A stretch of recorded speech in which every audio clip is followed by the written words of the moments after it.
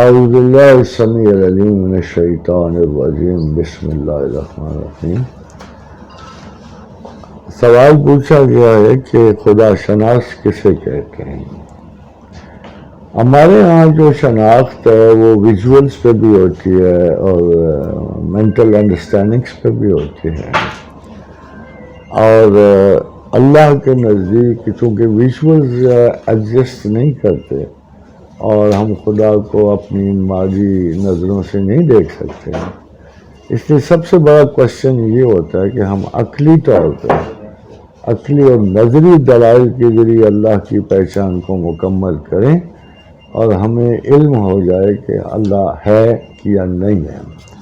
تو اس میں اگر آپ حیران کن دیکھیں گے معاملات تو حضرت ابراہیم علیہ السلام ہمارے لیے بہت بڑی مثال بنتے ہیں کہ انہوں نے پہلے ایک اپرائری میتھڈ سے ساری چیزوں کو چیک کرنا شروع کیا، اور یہ دونوں سسٹم جو ہیں لاجک کے اس میں استعمال ہوتے ہیں، ایک تو ڈیڈکٹیو لاجک ہے، انڈکٹیو لاجک ہے۔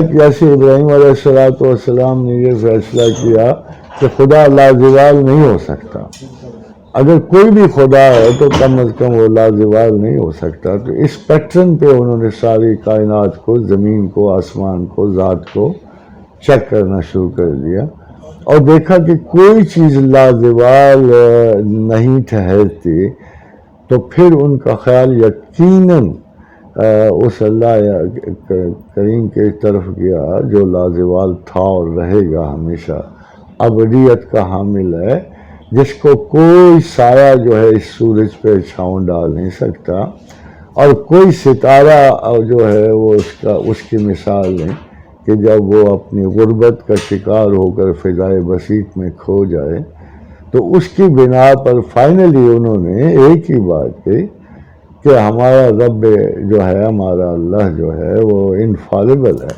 وہ ناقابل خطا ہے اور وہ کبھی بھی زوال پذیر نہیں ہو سکتا۔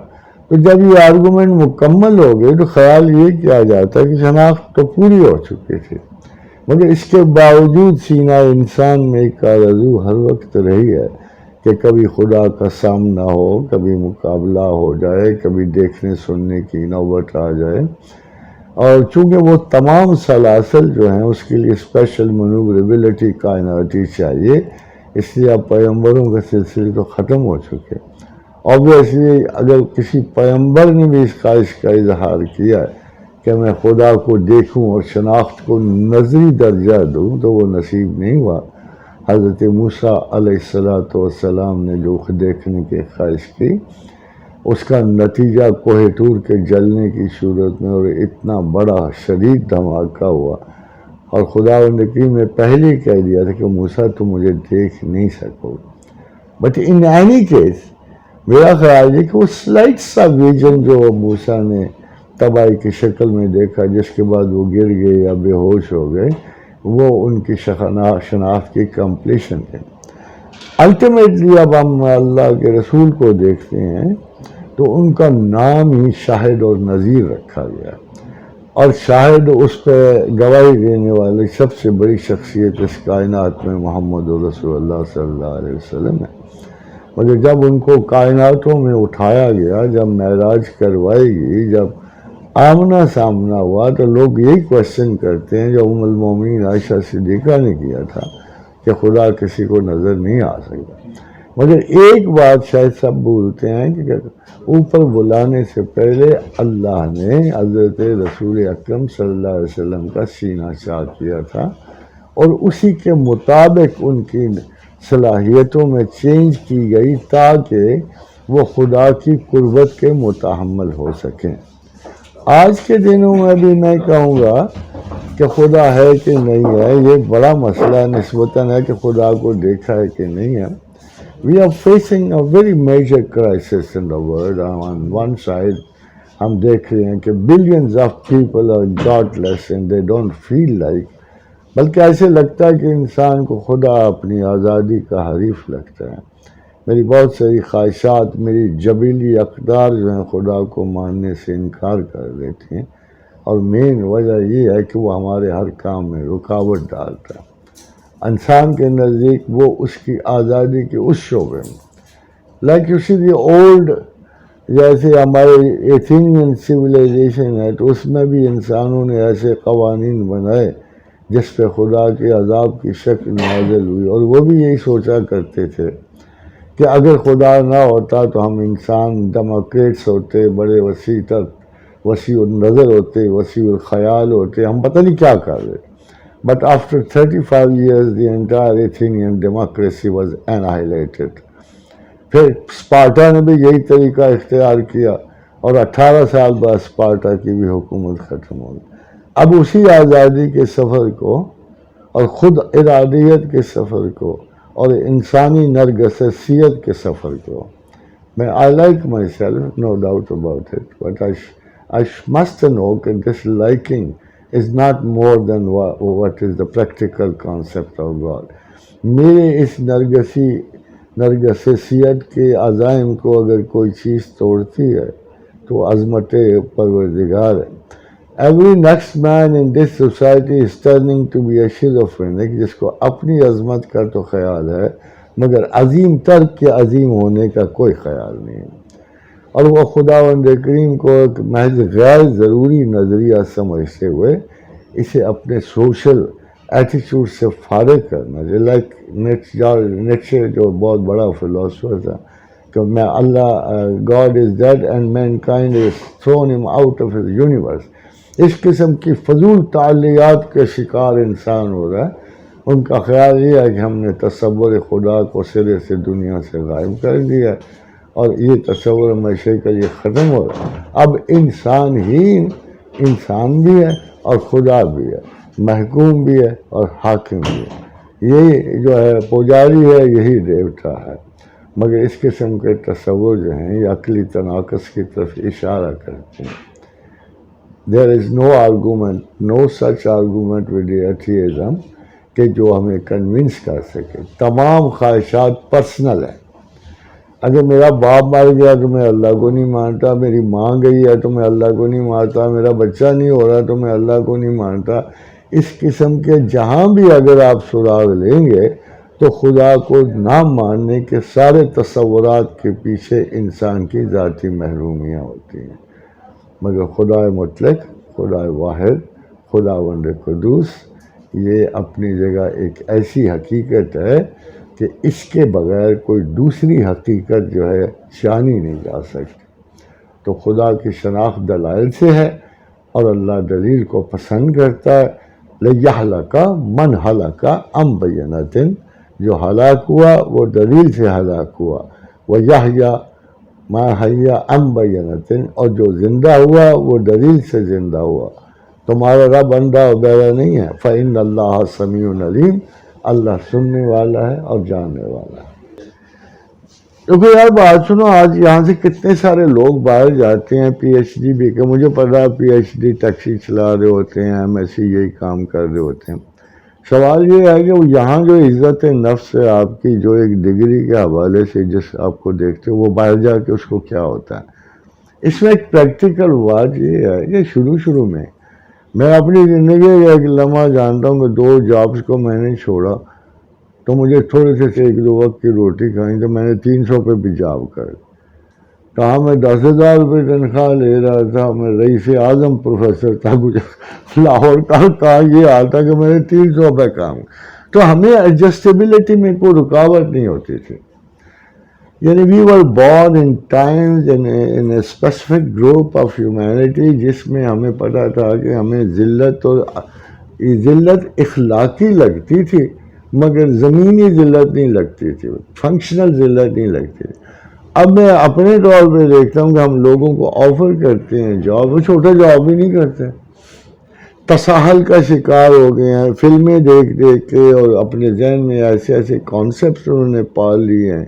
جو آج کا سارا دور ہے وہ ہمیں ایک مورل قیاس دے گیا جس کا اثر ہمارے کام کاج نوکری چاکری پہ بھی پڑتا ہے.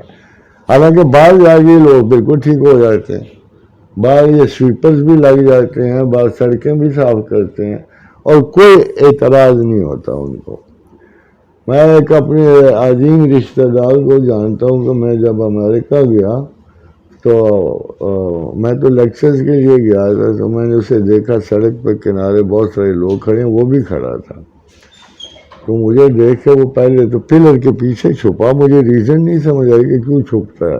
آخر میں دبے پاؤں اس کے سر پہ جا پایا. تو میں نے اس سے پوچھا کیا حال چال ہے، خیر ہے؟ تو اس نے مجھے کہا میں بس سیر کے لیے آیا تھا. میں نے کہا چلو 2 دن ٹیکسی چلا لوں پھر واپس چلا جاؤں. حالانکہ اس کی کوئی ضرورت نہیں. وہ اسے اس سٹیٹس کو اپنے گھر کے سٹیٹس سے اتنا گھٹیا سمجھ رہا تھا کہ اس نے سوچا میں جاؤں گا تو بڑی میری بے عزتی ہو جائے گی کہ مجھے کہیں گے یہ یہاں کا رئیس اعظم وہاں ٹیکسی چلا رہا ہے. مگر وہاں سارے یہ کام کرتے. اینڈ انیشلی ہم کو چھوٹے موٹے کاموں کی رسوائی کا سامنا کرنا پڑتا ہے. اب کئی مرتبہ میں نے دیکھا کہ ہمارے یہاں بڑے پڑھے لکھے لوگ جو ہیں شروع میں جا کے یہ مزدوریاں کرتے ہیں تاکہ they adjust with the same society and they find better jobs and dignified jobs, respectable and well paid jobs. تو یہ ہوتا رہتا ہے. نوجوانوں کو صبر کرنا چاہیے، نوجوانوں کو حوصلہ رکھنا چاہیے، صبر کرنا چاہیے، اور خلاق کے عالم کے اوپر بھروسہ کریں. حسبی اللہ. میں نوجوانوں کو صرف ایک آیت قرآن کی سنا سکتا، حسبی اللہ علیہ یتوکل المتوکلون. اللہ کافی ہے، ہر بھروسہ کرنے والا اسی پہ بھروسہ کرتا. نہ ہم اپنی ذات پہ کرتے ہیں، نہ کسی خارج پہ، نہ کسی ملک پہ، نہ کسی انداز میں. ہمیں بتائے کہ یہاں کا اور وہاں کا خدا ایک ہی ہے. اللہ رب العزت سے آپ واسطہ جوڑے رکھو، اور جوان کو بہت زیادہ جتنی وہ جوان کی سنتا ہے اس سے اور کسی وقت پیری گرگ ظالم میں شبد پرہیزگار.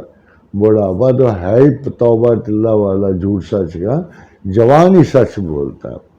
اور اگر جوان طالب علم، جوان لوگ جو ہیں یہ خدا پہ توکل کریں گے تو خدا ان کو بہت بلندیاں عطا کرے گا. اس لیے یہ تسبیح بھی لکھ لو، جس کو چاہیے اس کو پڑھنے کو. حسبی اللہ علیہ یتوکل المتوکلون. اللہ کافی ہے، تمام بھروسہ کرنے والے اللہ پہ کرتے ہیں. دیکھو ادب جو ہے یہ جب کلچر ہے، کلچر یہ پہاڑوں سے اچھلتے ہوئے چشموں کی طرح ہوتا ہے.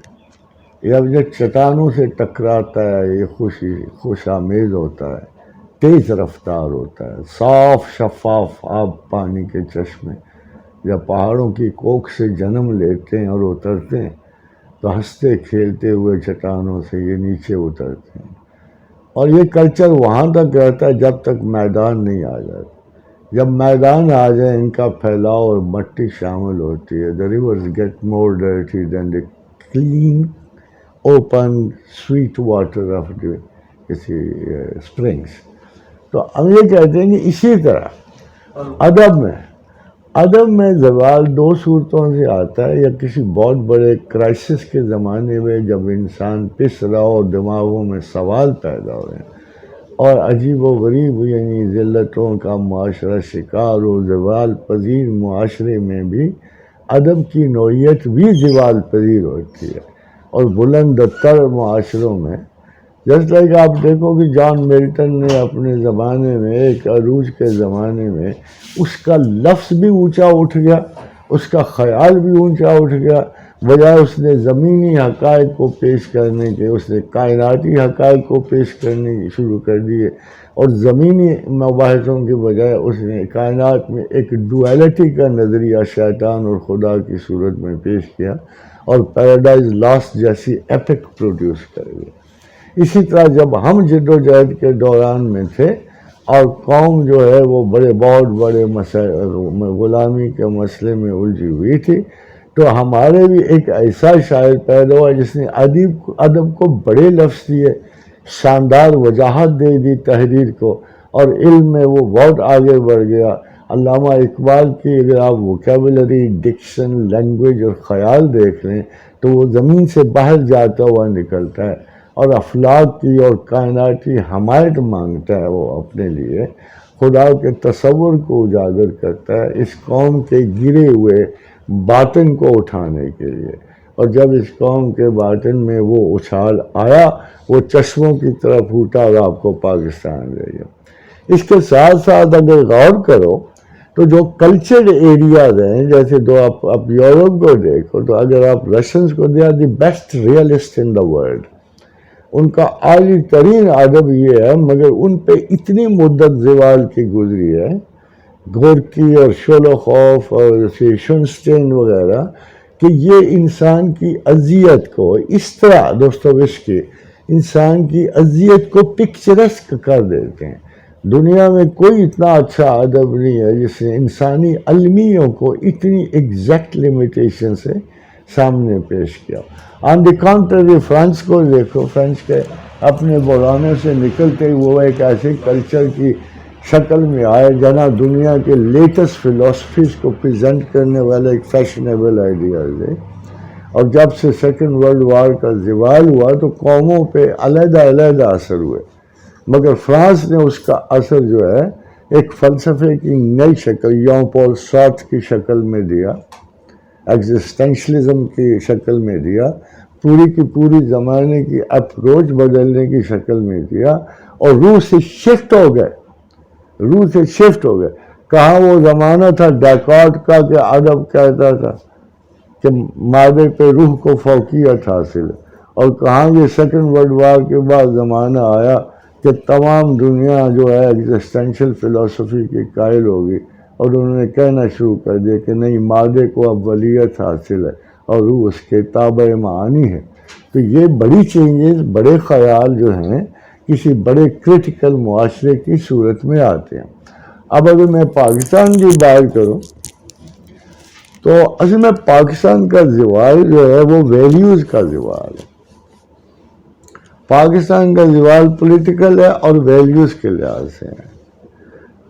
مطلب وہی علاقہ ہے جہاں میں آپ بیٹھا ہوں کہ اس علاقے کے لوگوں کی ایک بات کہنی تھی، وہ ایک ادبی بات تو نہیں ہے، پریکٹیکل بات ہے، کہ لوگ اس لیے وعدہ پورا کرتے کہ اسی زبان سے ہم بیٹیوں کے رشتے دیتے ہیں. چھوٹا سا لفظ ہے مگر اس کے بڑے گہرے معنی تھے. کہ لوگ کہا کرتے تھے کہ اسی زبان سے ہم بیٹیوں کے رشتے دیتے ہیں، ہم کیسے مکر سکتے ہیں. مگر یہی ہوا علاقہ جہاں بازار مرتبہ بیٹیوں کے رشتے بھی ٹوٹ رہے ہیں اور بن رہے ہیں اور لفظ بھی بدل رہے ہیں. تو ایکچولی جب قدر ختم ہو جائے کسی ویلیو سے، اس کی ہر ویلیو کی ایک قدر ہوتی ہے جو انسانی معاشرے میں بڑا رسوخ پاتی ہے. جب وہ ویلیوز گر جائیں اور لوگ ویلیوز کو ویلیوز نہ سمجھیں بلکہ ایک چلتے ہوئے سرکاری سکے کی طرح وہ مول تول اور بھاؤ کا شکار ہو جائے تو پھر بڑی مشکل پڑتی ہے. ہمارے جوانوں میں کوئی ویلیو نہیں رہی، سچ پوچھو. ہمارے پولیٹیکل انتخاب جو ہیں وہ انتہائی احمقانہ. ایک مجھے بتا دیجئے کہ how could we understand the character of a great leader. کیا ہم ایک گیم سے، ایک میچ سے اس کو گریٹ لیڈر سمجھیں گے، یا اس کی کسی کارکردگی سے سمجھیں گے، یا اس کے ایٹیچیوڈ آف پبلک سروس سے سمجھیں گے؟ ہزاروں ویلیو کو چھوڑ کے جب انتہائی ناقص ویلیو کو آپ قدر کا پیمانہ بنا لو تو وہ کہاں جائے گا؟ ایون اگین ہمیشہ ہمارے غیبت کا یہ عالم ہے کہ ہم کسی لیڈر کو ٹرسٹ نہیں کرتے ایمانداری کے لیے. Still we are voting for those leader. یا تو ہمیں اتنی قدر نصیب ہوتی ہے کہ ہم کسی شریف آدمی کو جانتے ہوتے اور اس کو اٹھاتے، کہتے یا تو جو مرضی بھی ہے تو آنیسٹ اور شریف، تو ہم تیرے حوالے کرتے ہیں ملک کو. اس کے برعکس ہم اس کام میں پڑے ہوئے ہیں کہ continuously we are trying to prove every leader fake, every leader is a liar اور every leader is a criminal. اس کے باوجود ہم ساری کی ساری قوم انہیں کو ووٹ دیے جاتے. جس کا مطلب یہ ہے کہ ہماری ویلیوز کی اقدار بالکل ختم ہو چکے ہیں.